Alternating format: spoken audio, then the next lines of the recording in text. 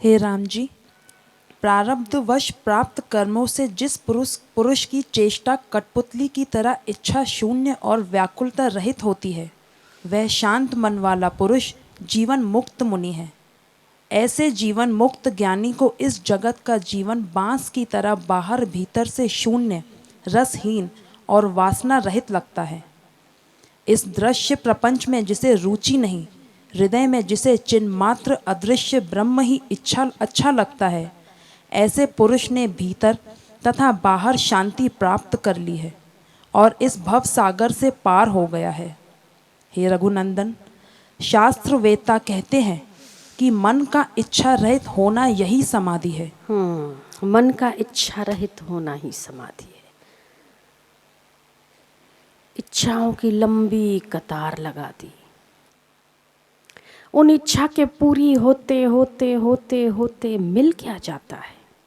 इच्छा पूरी करना पराधीनता है, दूसरों के हाथ में है।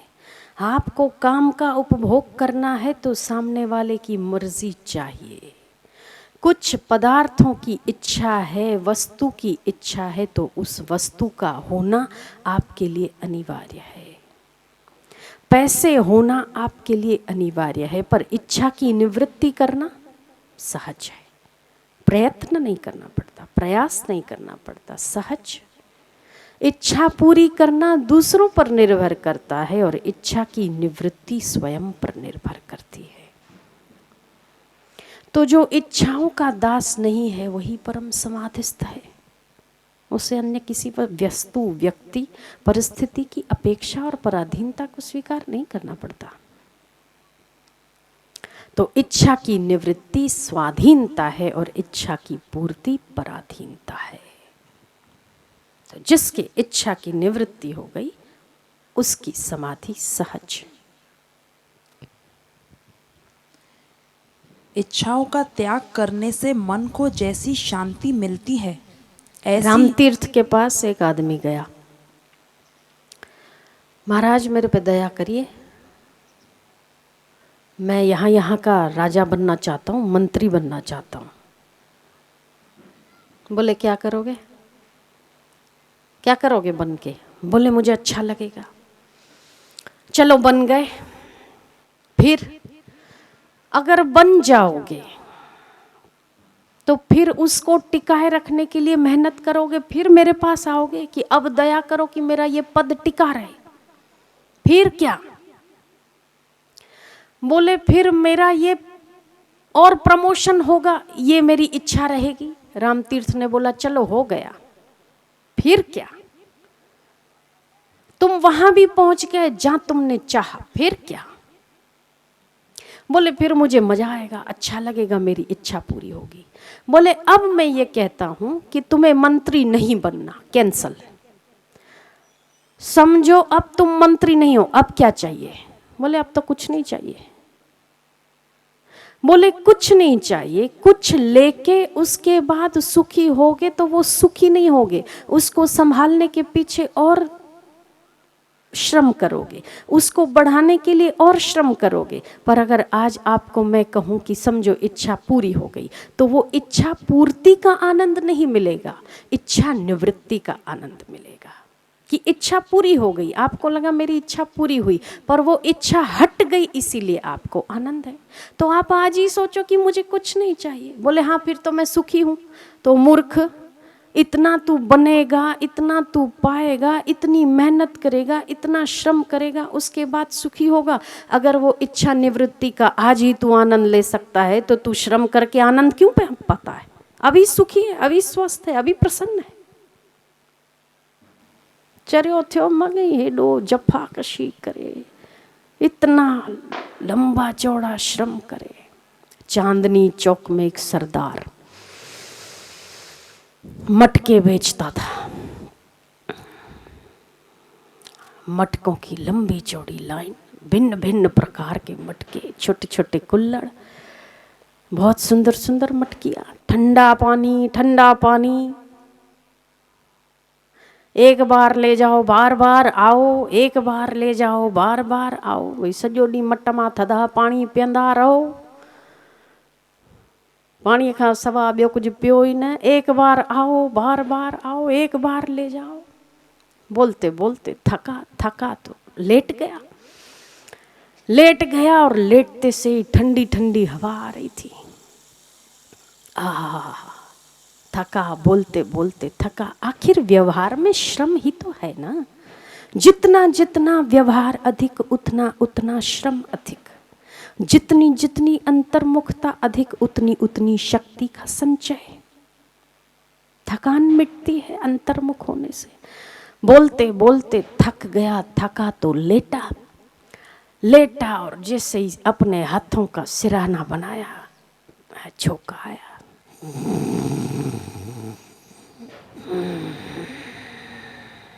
इतनी शांति से सो गया जैसे दुनिया बनी नहीं इसके लिए। एक बार ले जाओ, बार बार आओ, कोई जफाकशी नहीं, कोई चिंता नहीं, मटका बिके न बिके। सत्संगी रहा होगा, बड़ी निश्चिंतता से सो गया। एक अंग्रेज आया। Hello hello. उसने आंख खोली।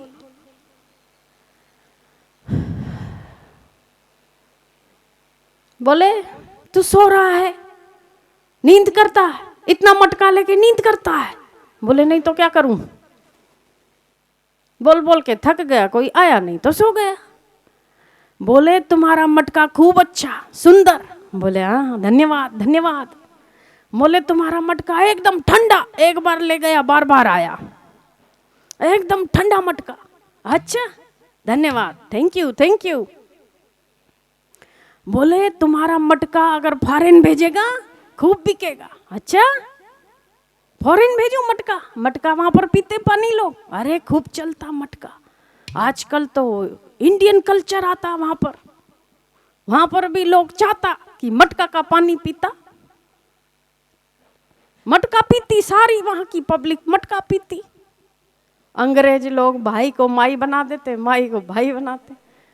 मेरी पिता भी पीती इसमें, मेरा पिता ने मुझे आपका एड्रेस दी, मैं इधर आई, तुम्हारा मटका खूब ठंडा खूब ठंडा। हाँ अति सुंदर सुंदर। आपको मटका चाहती? हाँ चाहती, मटका चाहती। दूसरा मटका लाती। तुम मेरा बात मानती, हम तुमको आइडिया देती। बोले दो भैया, क्या आइडिया देती तुम?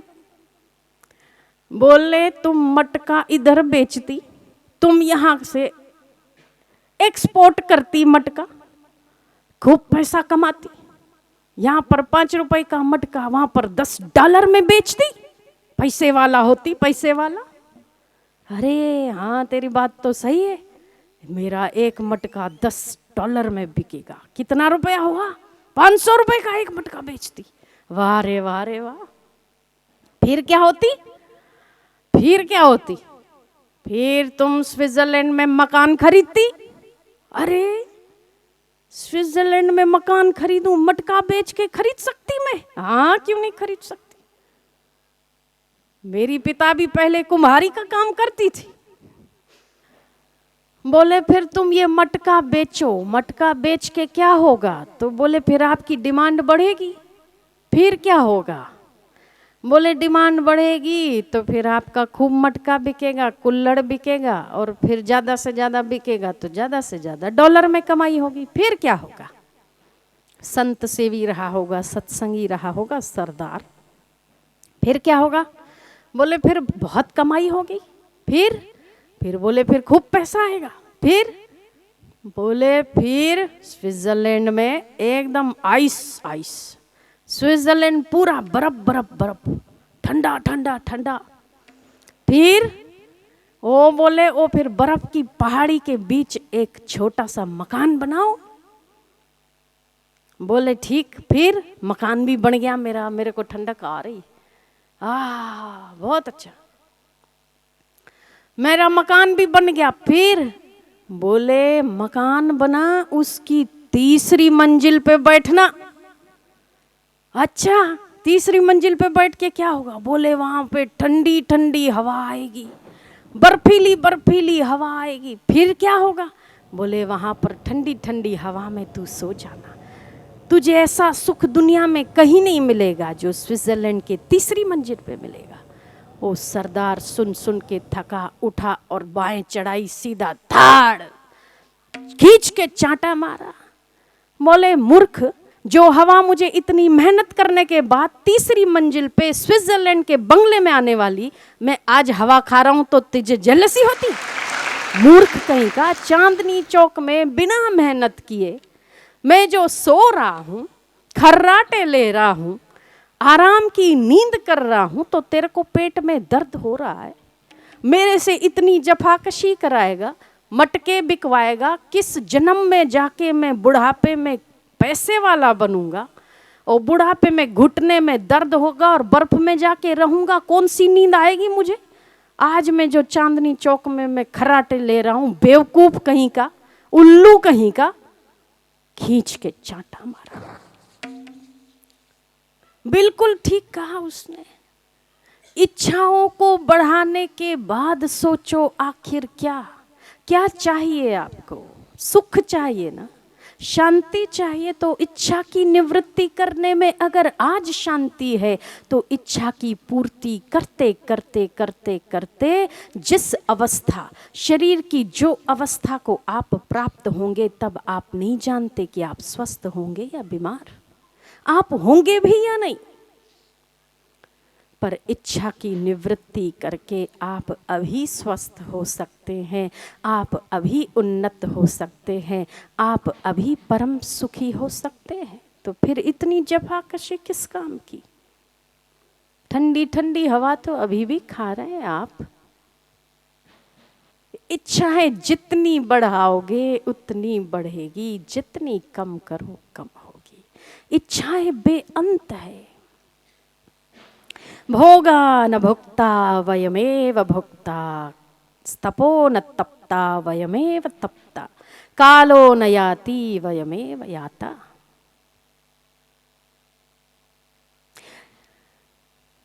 काल नहीं जाता पर हम चले जाते हैं। भोग हम भोग नहीं भोगते, भोग हमें भोग डालते। भोगो न भुक्ता वयमेव भुक्ता, हम भोगते जाते, भोग नहीं हम भोगते। स्तपो न तप्ता वयमेव तप्ता, हम तपते। कालो न याति वयमेव याता, काल पसार नहीं होता, हम पसार हो जाते। तो इच्छा की पूर्ति में उतना सुख नहीं है जितना इच्छा की निवृत्ति में है। जो आनंद इच्छा की निवृत्ति में अभी है, उतना इच्छा की पूर्ति में कालांतर में नहीं मिलने वाला। बात की किसने देखी? दुकानों पर लिखा होता है ना, उधार कल रोकड़ी आज, लिखा होता है बहुत दुकान, उधार काले राख जो, कल करना उधार रोकड़ आज। तो ये कालांतर में सुख उधारी का काम क्यों? आज अभी सुखी हो सकते हो ना आप, रोकड़ का काम करो। उधार किसने देखा? कल हो भी कि नहीं? और ये प्राप्त हो जाने के बाद आप सुखी रहेंगे भी कि नहीं, क्या निश्चित है? अभी सुखी हो, स्वस्थ हो, प्रभु में तेरा करके आज आनंदित हो, तो फिर कल किसने देखा? इतना कर लूं तो सुखी हो जाऊं, इतना पढ़ लूं तो सुखी हो जाऊं, ये बना लूं तो सुखी हो जाऊं। बनेगा, जब बनेगा, होगा प्रारब्ध में तो बनेगा। अभी से क्यों परेशान होते? अभी तो आप निश्चिंत होके कह दो, प्रभु मैं तेरा, तू मेरा, मेरे राम मैं तेरा, तू मेरा। अभी सुखी हो, बात का कैसे?